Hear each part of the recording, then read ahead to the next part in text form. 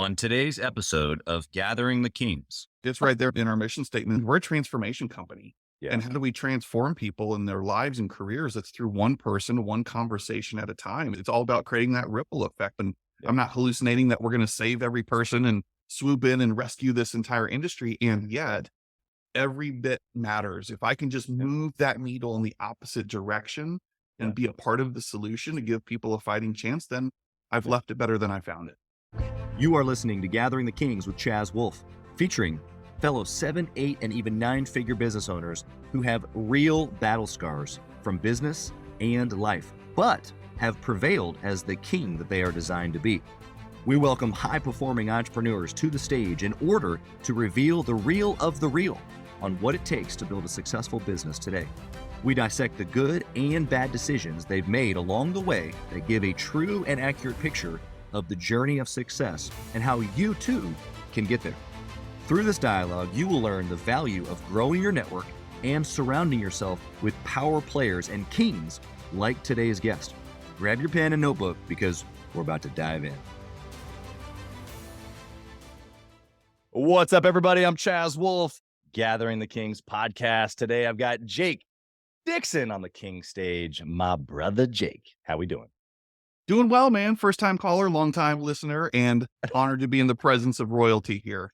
Hey, I appreciate that, man. You know, it's funny, the first time caller that we need to have some callers. You know, that'd be kind of fun. Do a live show. Time to upgrade the old GTK podcast to a live show. But in all seriousness, we're thankful that you're here. Thankful that you got to experience the show before coming onto the show. This makes it even sweeter, doesn't it? Yes, it does. Yes, it does, man. This is really cool. Looking forward to the conversation and pouring into the community here. Jake, tell us what kind of business that you got, brother. Yeah, so we run a real estate coaching and training company where we partner with broker owners to serve them as well as their agents and all things related to growth, retention, productivity, and profitability. I love it. It's like you've said that before. I've said it a time or two. We were just talking off air. You know, you've done some keynote speaking. Obviously, you have your own events. This is like not a little coaching business. This is like you're serving agents across the country at a mass scale. You know, like you've been doing this for a minute. Like you're an expert. Yeah. We actually are approaching our 7th full year since we launched the locker room. And since then, we've served hundreds of real estate brokerages and brands, tens of thousands of real estate agents. And yet, you know, as well as I do, looking back at it all, it's like, dude, we're still figuring this whole thing out. So I don't pretend to have it all figured out by any means, but we did, you know, have quick success and a lot of momentum and created a lot of buzz, which is always a good thing because that lets you know you provided a solution to a common problem. That's and right. for us, we have really planted our flag in the ground to support the underserved, for lack of a better term. There's an 87% failure rate in our real estate industry. And we have taken a stance to serve the brand new agents, the dual career agents, the people struggling to make it, knowing there's tons of coaching and training companies out there for the quote unquote already successful agents. Yeah. I love that. I mean, I think we all kind of understand that, you know, 87% failure rate, but when you say it like that, you're like, whoa, you know, and if you make a difference in 10% of those people, I mean, you're talking about changing careers, changing lives at a really large clip. Yeah, These no, you're people that are exactly looking right. at- It's right there in our mission statement as well. We're just like you and Gathering the Kings. We're a transformation company. Yeah. And how do we transform people in their lives and careers? It's through one person, one conversation at a time. It's all about creating that ripple effect, you know, and I'm not hallucinating that we're going to save every person and swoop in and rescue this entire industry. And yet, as you just said, every bit matters. If I can just move that needle in the opposite direction and be a part of the solution to give people a fighting chance, then I've left it better than I found it. Yeah. I mean, obviously I have a soft spot in my own heart for real estate. I don't sell real estate like how you guys teach, but real estate itself, like a lot of times someone becomes an agent out of, I need to make money, right? Or I need to make money on the side. And that's just the beginning of their journey, because then they can learn about what it means to either buy and sell or then themselves buy or hold assets, what real estate really is. And it's not just the transaction of it. Yes, there's a lot of money to be made there. That's for sure. Sales, communication, high level, like that's where I come from as well. Just I wasn't selling real estate. But there's another level to wealth building, which is obviously accumulating assets, specifically ones that cash flow. And gosh, I could, like, if I could go back and start with selling real estate, as opposed to selling advertising or all the other insurance, the other things I was selling, I think I probably would have done that. Yeah. Yeah, no, you're exactly right, and it starts there. It's generally a mindset, it's not unique to just real estate with that statistic. It's Yeah. small businesses in general after 5 years, but a lot of what we do is not just teach agents or broker owners how to sling real estate. It's not about the Right. transactional component. It's really training them and coaching them up of how to be a business owner who just happens to sell real estate. Very Yeah. different. Oh, yeah. Yeah, exactly. I'm actually working through a program right now and, everybody needs a coach, right? Even a coach needs a coach. We were talking about that, I don't know, like a month ago when we were doing our little intro call, but I think the point here that we're making is that you have to be able to think whether you're selling real estate or selling insurance, whatever you're selling, you have to think like a business owner, or in the program that I'm going through right now, it's more think like a marketer, right? The next level up is like, okay, yeah, you got to understand you're running a business for sure. You can't be the technician or the sales guy in your case with real estate. Like you can't just be a real estate salesperson. You have to understand that you're running a business. Okay, fine. There's some tactics there. There's some understanding of structure, process, SOP, team building, maybe even a lot of systems. Okay. But in order for that to grow, you got to be a marketer. You got to understand marketing, filling the pipeline. Would you agree with that? I would completely agree with that. And although we've had good success for now 7 years, I'm just now realizing, or at least admitting something that I've tried to be stubborn and deny this whole time, Sure. which is the marketing component. Right. I never wanted to be the face or the brand, and that still remains true. And yet I'm realizing some of that is necessary and required to step out from behind the Sure. locker room brand. And people Right. have to know who the heck Jake is as well. And there's a Yeah. whole marketing world and component to that, as you full well know. So Yeah. Well, I hope that here in this conversation, we'll get into who Jake is a little bit, but you're 100% right. For the listener here, before we just move on from this point, because you're making such a great point that there's a brand, a personal brand, and then a company brand. Okay. So how do these two things work? How do they work together? Yes, Gathering the Kings is existing as a brand, but Chaz Wolf is a brand. My beard is a brand. Right. But in all seriousness, it is to a degree. Like, I'm not saying like my beard actually is a brand. It's a part of my brand, right? exactly. And so, okay, well, how are we leveraging these things? And I was kind of picking up some pieces there from you that I felt like I maybe related to. Maybe the listener does as well. I never wanted to be the marketer or the push. Like even when I was in sales, I never wanted to be a pushy salesperson. I wanted to be I wanted to help people make educated decisions that were beneficial for them. Like that's real sales and servitude. Okay, how do we do that in marketing? Well, you just don't lie, bro. Like, come on. Don't put some huge, ginormous fake claim out there, and then underneath it's different. Like for Gathering the Kings, even I've had so many members. These are 7 to 9 figure business owners. These are big business owners. They've done masterminds before, who have told me, bro, how many times I've heard of this grandiose group, and then you get in and you're like, oh wow, you sold me the dream. Wow, no implementation, no real networking, no real connections. It's just a big thing. And it's like, okay, I for sure don't want that. And I know you don't either. So how are you doing or how are you teaching your other agents in your specific section to not be like that? That's such a big topic and something I'm incredibly passionate about. Good. One of my biggest pet peeves I cannot stand is the whole fake it till you make it concept, right? To me, a professional, which is what I hold us in regards to, a Yeah. professional knows what they know what they don't know, and they know the Yeah. difference between the two. Ooh, So that's there's good. nothing wrong if somebody comes to you when you're supposed to be the expert, you're supposed to be this guru, and Yeah. you say, you know what, Chaz? That's a great question. I don't know. But I tell you what, I'm going to go find out. I've got a network of people I can go to and ask who might know the answer to that. And I'll get back to you by 5 o'clock today. That's what a professional would do. And so the whole fake it till you make it, I'm all about being real, being authentic, being transparent.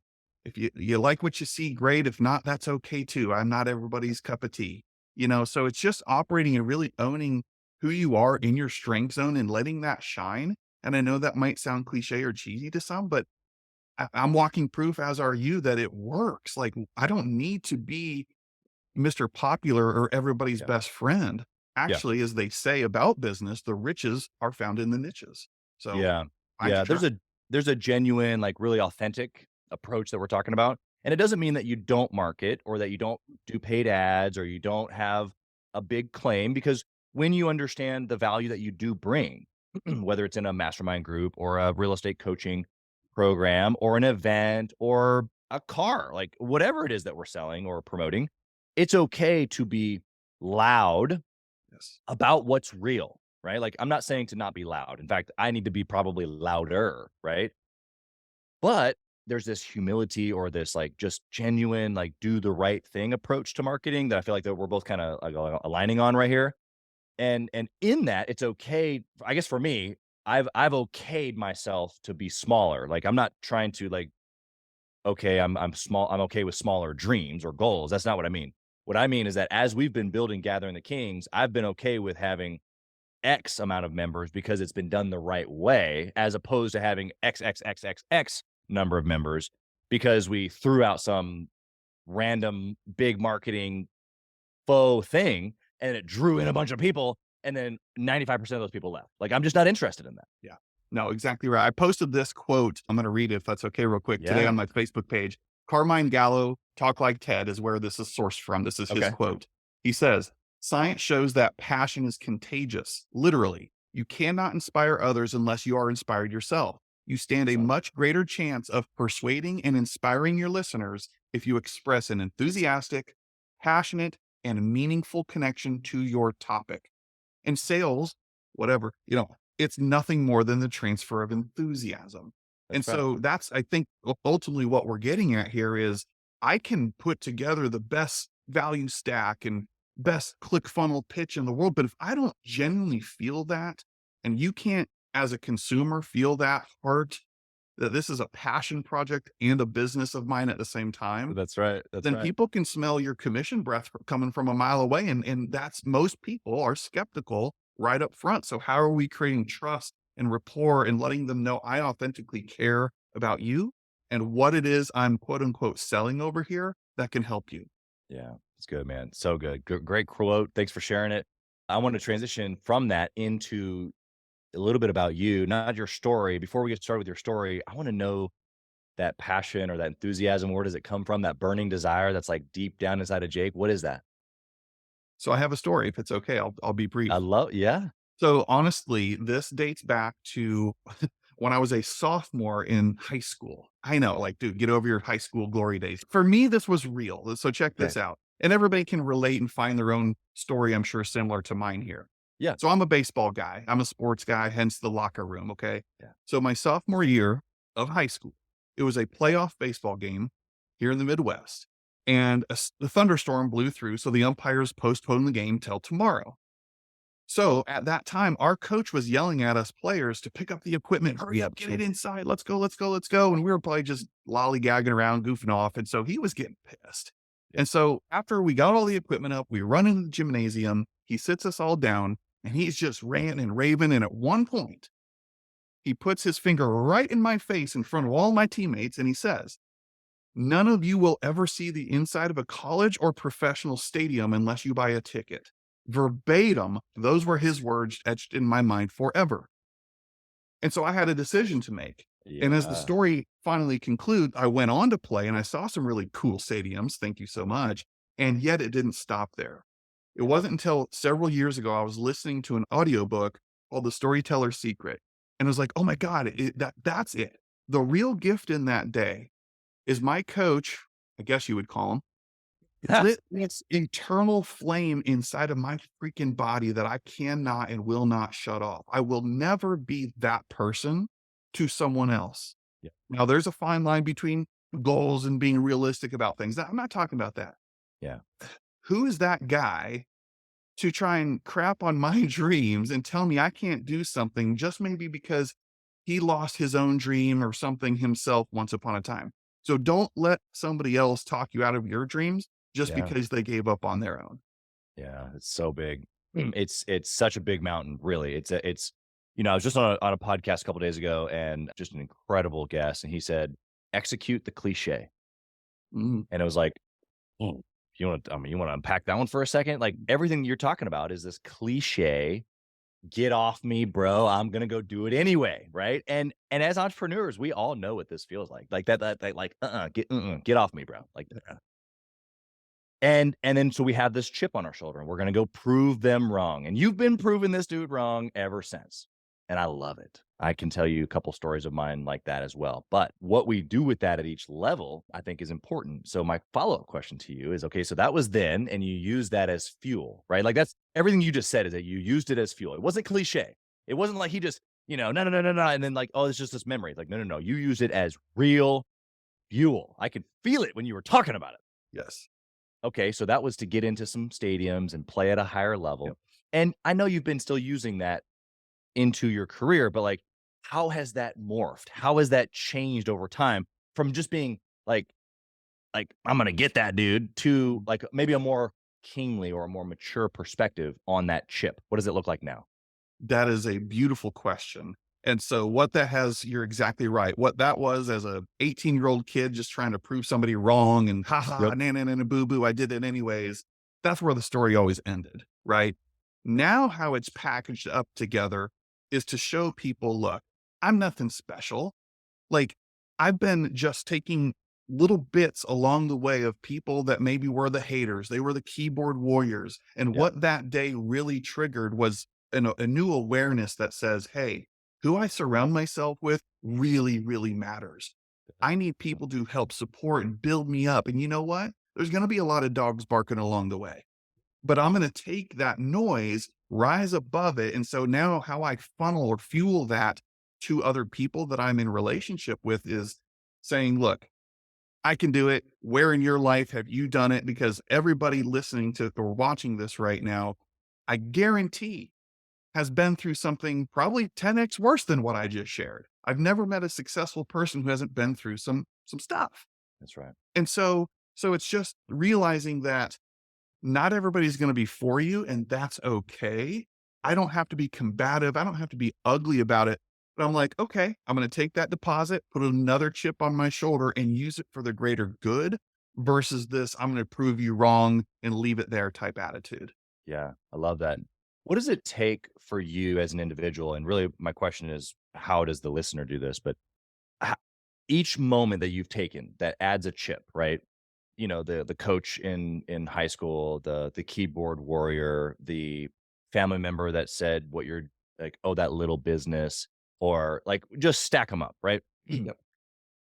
What do you have to do as an individual or in your mindset, as you kind of alluded to be able to overcome that and be able to use it for the greater good?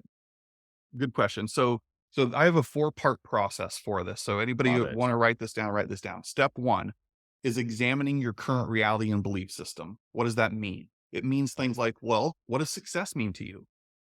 A lot of times as leaders and coaches, we focus on that very question.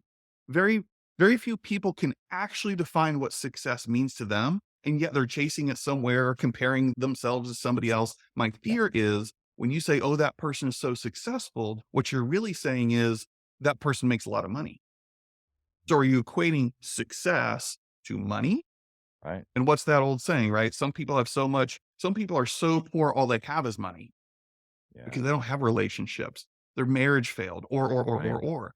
So sorry, that's step 1. Step Right. 2 is where you have the collection. So I want pages of this stuff, man. You go through your life and look back and say, what are those defining moments? Yeah. Highs, the lows, whatever. This is what I call watching your game film. I Think love it. think about the Super Bowl, right? What were those teams doing 2 weeks leading up to the Super Bowl? They were in the war room watching and studying game film, not just on themselves, but on the competition. Yeah, that's right. How many times in our life do we pause and just look back and study the game film That's and right. ask ourselves, what went right? What went wrong? How can I do it better next time? Yeah, David Goggins calls it reaching into the cookie jar.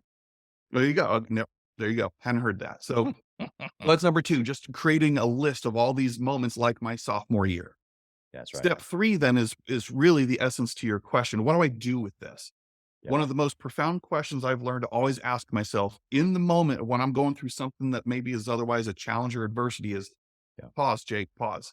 How is this, whatever this is, going to serve me in the future? Right. There's a gift, there's a lesson, there's something inside of this that I am meant to take out of it because I am not a victim to the Right. situation. Yep. There's some way this is going to serve me even when I can't see it for what it is right now. That's So right. that's step 3. And so it's a line of questioning.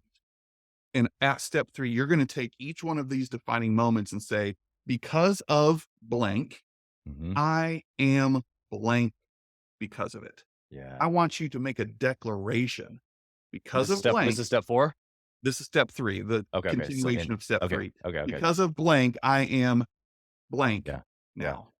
And then step 4 is just about, what do I do with this? How do I utilize this new clarity to be a better leader in my family, be a better leader in my Yeah. community, to Implementation. inspire somebody else? Not, does somebody need to hear my story? Yeah. Who Who? needs to Yeah. hear my story? Chaz, you and I are here probably and doing a lot of things that we're doing because somebody once upon a time shared their story. And you're like, dude, I see myself inside of that. You just gave me hope and inspiration. So who are you and I? Who are we not to share our own, knowing it might liberate somebody else along the way too? Yeah. Yeah. Hope is liberation. And for the person listening right now, number one, we hope that just even listening to Jake, like this is the point of Gathering the Kings podcast is to transfer courage or, give you hope that if Jake can do it, you can do it. But it doesn't stop there. Jake is telling you that like it now has to be transferred on. And so I love the 4-step process. We're going to have it in the show notes as well. But man, just 1, 2, 3, 4. And what that produces is not only taking the bad and turning it into good, but it gives you like an actual formula to then walk it out. I think they're gifts, like you saying, like the failures, the chips on the shoulder, the people that told me I couldn't do it.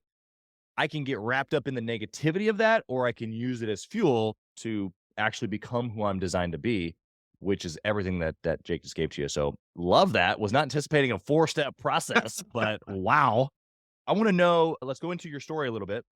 How did the locker room start? What'd you do before? Give us a little bit of the beginnings of it. Yeah. So I did play college and professional baseball, hence the sports analogies and things. But my very first real job after playing pro ball was working for a staffing agency. And hey, no, I'm not hating on that. There might be some people in Gathering the Kings who are staffing agency owners. But it wasn't for me. So after 7 months, I'm like, this is crazy. I'm helping other people find jobs. And so, hope it's okay. I used part of my working day to look for a new job for myself. Yeah. so, You so just I'm placed scrolling. yourself. I'm scrolling through, and this is how I got into real estate. This is why this matters. I found Lennar Homes, which is a large national home builder, Lennar Homes. And I was in Jacksonville, Florida at the time. And so they had like a speed hiring event. I swear to God. So that night I went to the Ramada Inn Wow. and there was a line of people out the door, and you Uh-huh. had 5 minutes to interview with all of the like higher up people. And I was Hmm. one of 4 people they hired from this speed hiring event.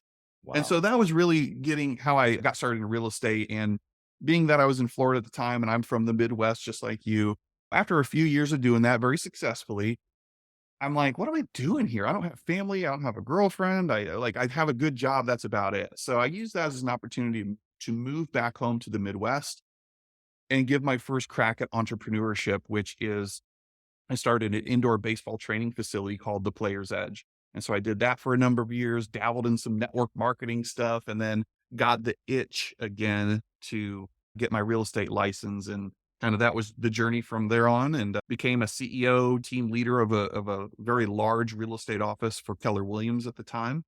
And that's where I found my true calling. It wasn't Yeah. just recruiting people and growing and managing the office.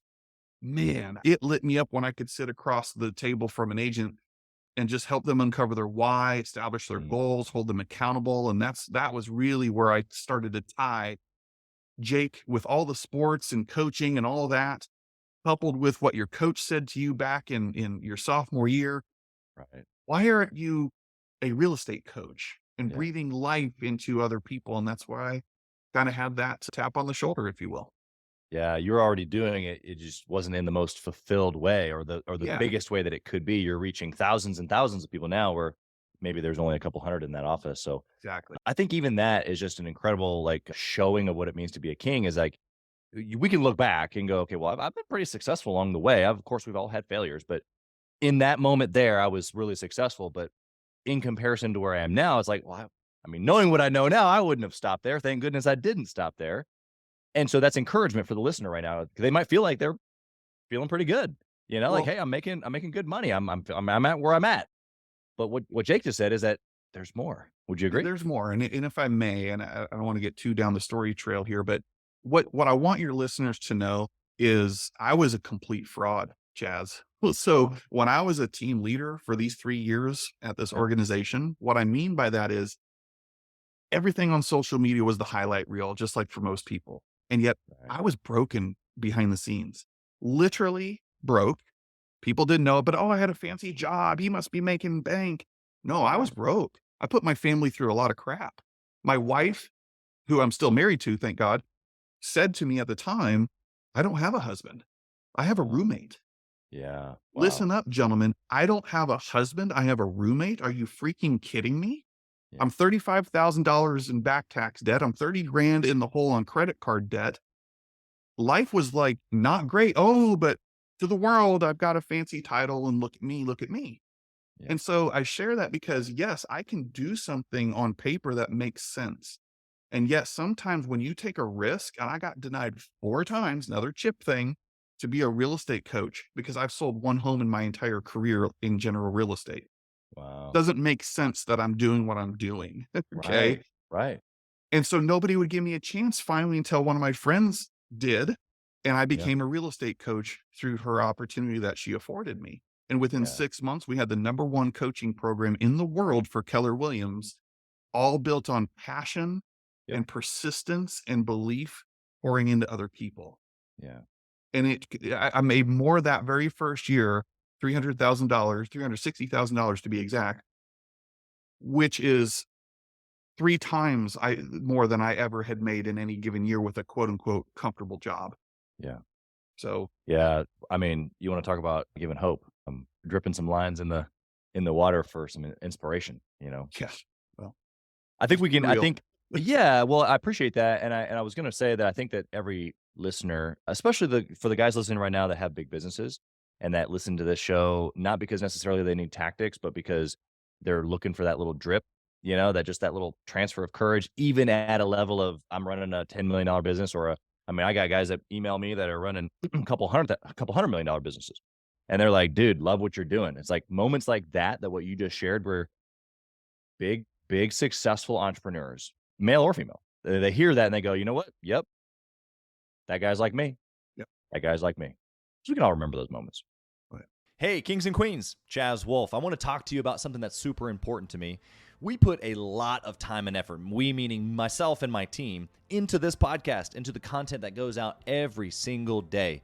And if you have been getting any sort of value or insight from this, we want it to be able to reach other business owners too. So we would love if you would like, comment, share, leave a review, post, share again, all of the things on social media, on all the different platforms, or even on the podcast mediums of Apple and Spotify. We would love to be able to get our content into more hands, more entrepreneurs, so they can grow their business as quick as possible. Together, we are building a community of like-minded entrepreneurs who are committed to growing their businesses to new heights. So let's do this. Let's help each other. Let's help each other grow. All right, let's get into some nitty-gritty. I want to know of a good decision that you made, Jake, that changed everything or that you can look back on and it was like a lot of things came from this one decision. Okay. I think I'll take it back to what I was just hitting on. And that is this defining moment, if you will. It was that moment, that whisper in the ear, the metaphorical tap on the shoulder. And I'll never forget it. I was driving outside of Raleigh, North Carolina, crossing a bridge over Jordan Lake outside of the Triangle area. And it's important because if you don't know me, I'm a rustic guy. I like the lake life and cabins and all that kind of thing, right? So I'm looking to my right, I'm looking to my left as I'm driving over this bridge, and I see all these families. I love the lake life. I'm like, what do they have that I don't have? I'm a smart guy. I work hard, but I see all these other families on boats and doing things, creating memories and experiences with their families. Yeah. And it was in that literal moment that I had decided that I'm going to become a real estate coach. I am not doing something. There's more in there. And I think this is it. I'm going to take a chance on me and leave the Yeah. comfortable, fake it kind of fraud life. Yeah. Yeah. And that turns out to be one of the best decisions, despite getting turned away from some very, very, I won't drop names because whatever, but very big coaching entities in the real estate space. Yeah. And I don't blame them. I mean, who am I? What experience do I bring? Right. Nobody gave me a chance. And I think looking back, that was undoubtedly one of the best decisions. And it was a decision that I have been able to now take that opportunity and help a whole lot of people along the way. And not to get all preachy about the decision thing, but decide. Some of you listening to this right now just need to make a decision. It is that easy. Because when I look at the root word decide, what does side mean? CIDE. You and I both know it means to kill off. Literally means to kill off. Pesticide, insecticide. So when I decided that day, I cut off everything else. I was going to do this. Didn't know how, didn't know who was going to give me the chance, but I decided, which means everything else was cut off. And this was the way and path forward. Yeah. Wow. I'm over here making decisions in my mind. Yeah. Wow. I mean, woo. I love everything you just said. I could hit the end button and probably go run through a wall right now. It's just how I operate, man. Like, you just spoke absolute truth, and wow, I kind of want to hit the pause button and go back and listen to it myself right now. Producer, please send this to me in a clip. Yeah, she will. Okay, so let's flip the coin. That was so good. I don't even have time to go into that. Because I'll just take it a whole show. I can't. I have to decide to cut that off. Well done. I see what you did there. You see what I did there? Okay. I got to know the other side of the coin. What's the bad decision that has happened that we can all learn from and stay away from? Bad decision well, there's plenty of them, first of all. So where do I even begin? No, bad decision that I'm going to use for right now is more practical. Okay. Yeah, In the process of growing a business. And this is for me. Okay. It was about 3 or 4 years ago that we were really looking at scaling the locker room and doing what we do. Now, up until that point, we had a tracking system where agents would report their numbers and we could manipulate and look at all this data. I like to interpret data.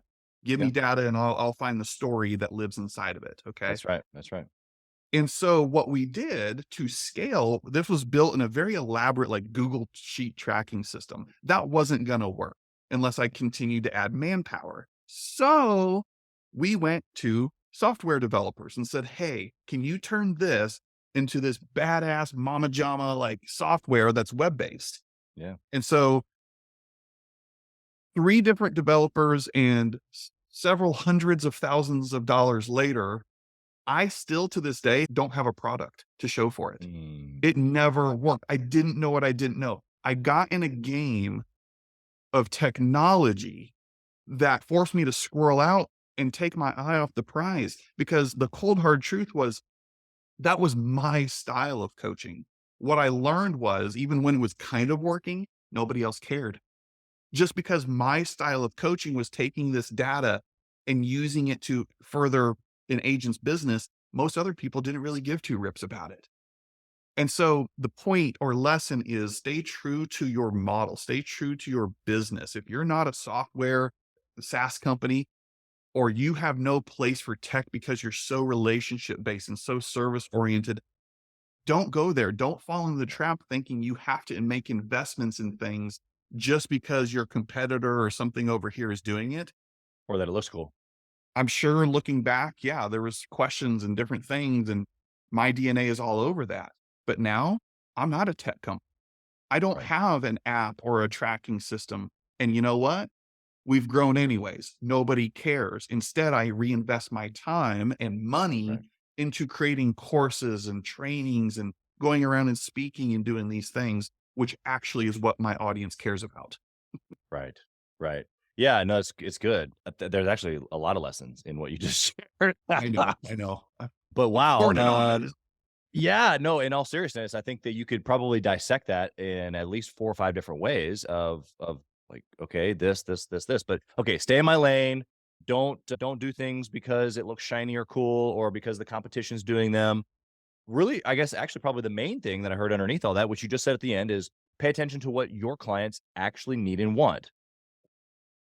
I mean, that you can do this through a simple survey. We've done this even just recently with some of our events. It's like, hey, what part did you like? And actually, it was so funny. I'm getting some feedback on a couple of things that went really well in their eyes that I thought went terrible. And I'm like, oh, okay.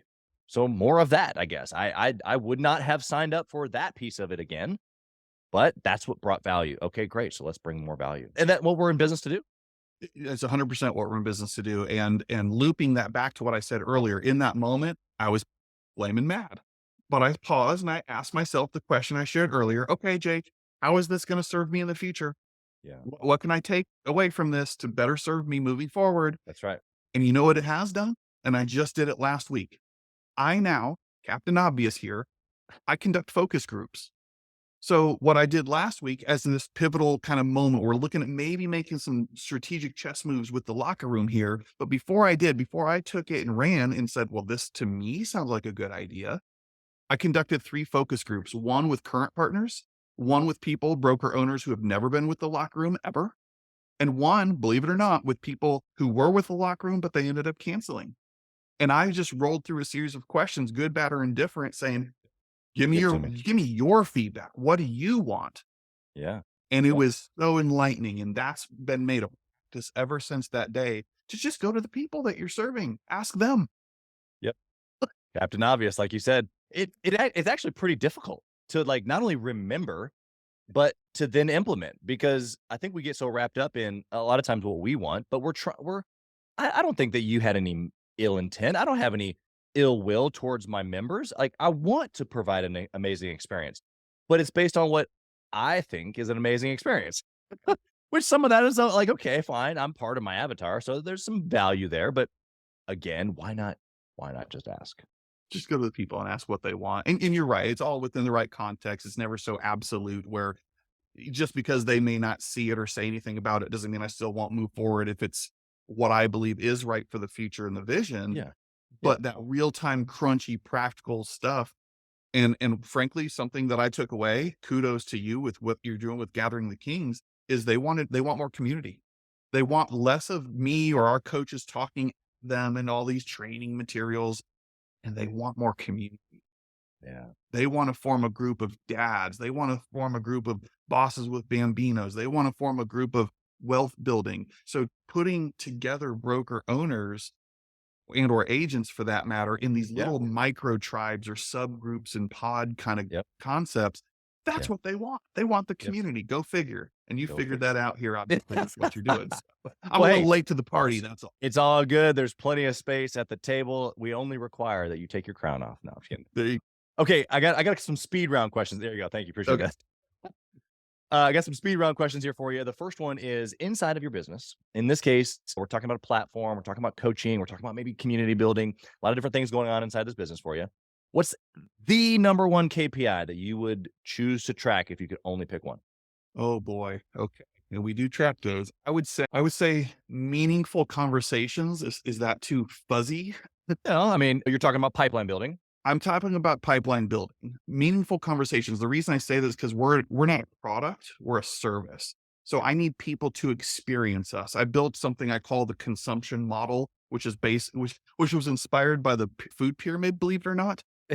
This is how my crazy brain works. I saw a food pyramid. I'm like, oh my God, how does that apply to us? And we built a consumption model out of it. There you go. So I can put things out there, and we do, and we do track the KPIs of click rates and emails and different things like that. But the one that matters the most to me is a one-to-one meaningful conversation. Because whether it's me or one of our amazing coaches, that's the connection point. That's now you're experiencing us. And I often find that's actually what leads to partnerships. Yeah, 100%. I agree with you. And there's actually something to be said about exactly what you just said, even if it is a product. So let me give you an example. We've got, obviously some home service guys, or really just even tech, but like guys selling a deck, right? I can make my quoting process an experience. Absolutely. I don't have to go build them a whole deck yet. They can experience me, my brand, my team, the just premiumness of us and our brand way before I actually show up to install a premium deck or whatever the product is. Oh man, you're so spot on. Somebody just shared with me. Now, this was relative to network marketing, MLM, but who cares? It's across the board, in my opinion.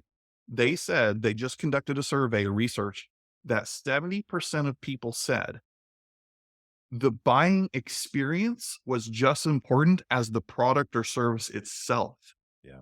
And that buying experience starts from the very first time they Googled you, right? And so I love the point you're making. You know, a book of mine, yes, it is sports, but it's business, is Fans First. If anybody out there has knows who the Savannah Bananas baseball team is, Yep. Fans First is written by Jesse Cole, the owner of the Savannah Bananas. That book, Yeah. you want to talk about how to create a world-class experience for my audience? That's right. Check that book out. Yeah. Love it. Well, my next speed round question is a resource, book, podcast that you were going to recommend. Do you want to go with that one, or you want to give us another one? I'll give you a different one, man. I know this is supposed to be speed round, so I'll be brief. My favorite book of all time is The Traveler's Gift. Interesting. So What's your I don't takeaway know if from it that? hit me at a time when I just needed to hear it and you might listen to it, say, it's all right. But The Traveler's Gift for me is always my go-to number one book recommendation. What'd you take away from it?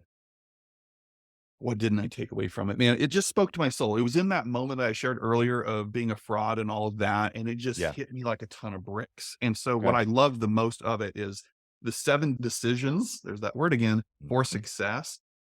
It was written so beautifully. It's just this captivating story. But at the end of each of the 7 decisions, he writes essentially this big affirmation. And so ever since then, I don't have to go back and read or listen to the book. I have them printed out. Yeah, the decisions. Yeah. I can just read the 7 decisions in affirmation form. And so Wow. I don't want to spoil it if you haven't read it or somebody hasn't. So just, Sounds extremely powerful. Okay. Well, we'll drop the link and everything for all that in the show notes as well. I got a question for you about family. Okay. Jake, I believe in work-life obsession. I'm going to write a book on it. And I believe that obsession is the key. It's burning desire. That's what Think and Grow Rich talks about. Definiteness of purpose. And you and I have displayed that in our businesses. That's why we're successful. But it's the same level of burning desire or obsession that we need for our families, our marriages. You mentioned it earlier, saying, well, I want to have, memories on the lake with my family too. What have you done to be able to obsess over your family, your wife, your kids at the same time as your business? So there's a lot of emotion packed into that question, man. They're why we do what we do. I mean, I can't help it. And I share this. It might sound weird to some people, but I literally come to work every day. And when I'm at work, I'm freaking working. Otherwise, I might as well cash it in and go home and be with my loved ones, my wife, my kids. What am I doing? And so I pretend that there's a little camera up here in the corner of my office. I swear to God. And if that camera was live streaming to them at home, is daddy doing what I would be proud of them doing? Am I demonstrating? Am I role modeling the behavior that I want them demonstrate? So I bring my kids to our locker room event. I want them seeing and being involved in this business, knowing it's all for them.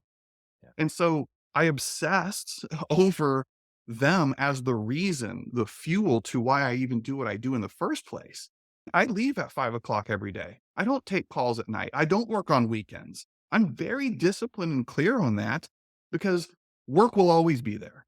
Your family and the time and how quickly they grow. If you have kids, it's crazy, and I want to be here for them. I'm going to my kids' soccer games. I'm not taking calls, and to each their own. If you do, that's your jam. But for me, I obsess over them creating a world of experiences that I don't have to say no unless it's just to prevent them from being spoiled little brats. Yeah, exactly. Yeah. Well, there's a level to that. That's a whole strategic play, but the energy that you're bringing is abundance of attention, abundance, your obsession with them when you're with them, and you're obsessing with work when you're at work. There's no balance to that. It's pointed. It's intentional. I'm all here, in I'm here, I'm there, I'm there. at. When I'm at work, I'm all in at work. When I'm at home, I'm all in at home with them. And that's a learned discipline. Obviously that didn't always happen when my wife is saying, I don't have a husband, I have a roommate.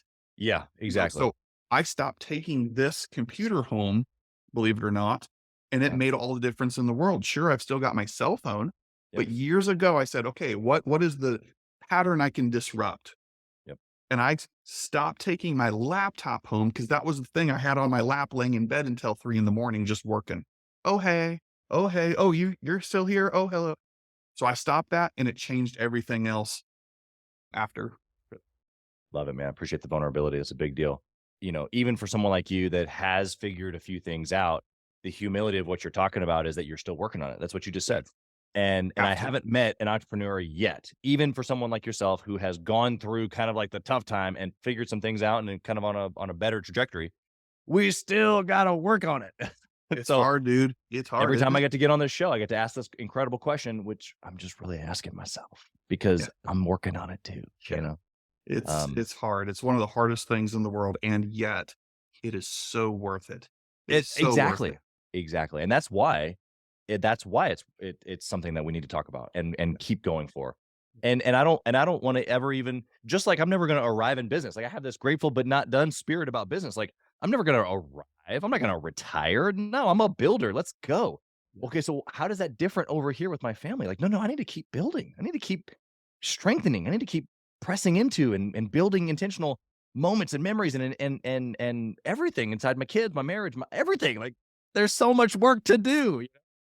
How could I be bored or not engaged in that? There's just, wow, when you really look at that opportunity, that's king mindset. That's kingship. It's like, wow, these are the people that are closest around me, my team, the podcast guests, my wife, like all of this is like, wow, this is real impact, Well, it reminds me of Tony Robbins, or people that talk about pain versus pleasure. Most of us are actually more motivated by getting away from pain than it is going towards pleasure.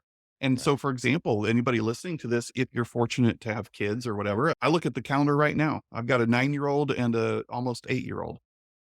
And what do I have? Like not 8 or 9 summers left. That's all I got. I only got 8 or 9 summers left at the time of us recording this. It's almost summer break. Yep. That's scarcity. Like that's not scarcity. That's like, holy crap, I got to make the most of what I have. I Yeah. have 8 or 9 summers left with my kids. Are you kidding me? Yeah. Dude, work will be there long after they're going to be out of my house. Yeah. So Yeah. anyways, Yeah. There's an app I had a good friend of mine tell me about. It's called CUE. Mm. And you type in your children's date of birth and it's quite sobering. It tells you the number of days you have left until they turn 18. And so you open up the app, you flip over to the kid that you've got 300 days left with this one or 3,000 days left, or whatever the number is. And it's like, you look at that, like the 9 summers and you're like, oh, okay. I should probably leave the laptop at work today. Yeah. Good stuff, man. I got one last question here for you. If you had the opportunity to go back in time and whisper in the younger Jake's ear, what would you say? That's a great question. I would say do it anyways. It's worth it. And I would bust out my college baseball coach's thing that he said every time when we broke to take the field. He said to us, have fun, stick together, and play like champions. So, Jake, have fun. That's number one. Stick together, whether it's my family, my team, whatever. Get out there and play like a freaking champion. People need you. People need what you have and what you bring to the table. And so, despite all the naysayers and whatever comes along the way, man, continue to play like a champion, which forces you to rise above the noise. Yeah, that's right. Be who you're meant to be. Jake, King Jake, my brother, I appreciate you being here. You have given such incredible, just vulnerability, even inspiration. I mean, I could just keep going, but how can they find you? How can the listener, number one, if they're in real estate and they need coaching or they want to go to the next level in their real estate business, or they're a broker and they want to bring you in to talk and teach their agents, or if they're just an entrepreneur listening and they want to get to know Jake better, how can they find you? Yeah. So thank you for the opportunity. No, our website is tlrnation.com, tlrnation.com. And we're real people. So if you email in or fill out a form, it comes to us. And otherwise, on a personal note, look me up on Facebook. I have profiles on other platforms, but I'm most active on Facebook. So just look up Jake Dixon. You can find the Locker Room Real Estate Coaching and Training Company and follow our business page on there. But reach out. I'm very accessible and I'm not so whatever big time. No offense to anybody out there that it's not me responding. I'm not that cool. So Yeah. it is me responding. Okay. Yeah, that's awesome. Well, I think that even just speaks to a little bit of the, where social media has gone, and you wonder, is this a VA or I don't know. So I appreciate that just genuineness really is what it is. Thank you for being here. We appreciate it. I hope that my listeners appreciated it, but we wish you nothing but blessing in 2023 on your family, on your businesses as you continue to grow. And maybe we'll see you at the King's table again. Thank you, Chaz. Appreciate the opportunity, man. Thank you for listening to Gathering the Kings today. I hope that you were able to pull out a few nuggets to go apply into your business right away. More importantly, though, I hope that you're realizing that it takes more to be successful than just being by yourself, doing it all on your own, carrying the weight all by yourself. What I have realized, not only in my own journey from multiple businesses and multiple different industries, and now interviewing literally over 200 or 300 other very successful 7, 8, and 9-figure business owners, is that it's tough to do it alone. And so Gathering the Kings literally exists to bring together successful entrepreneurs. In fact, we are putting together 1,000 kings, specifically who are grateful but not done. We're intentionally assembling kings who fight tooth and nail for their business, family, and communities. And here's what we believe, that in the pursuit of excellence in those areas, that it ignites within us the responsibility to govern power and forge a lasting legacy. So if that relates and resonates with you, and you know that you need people around you, sharp, qualified, other very successful business owners, I want you to go to gatheringthekings.com. I want you to take a look at what we're doing and see if it makes sense for you to be part of our pursuit to 1,000 kings. Talk soon.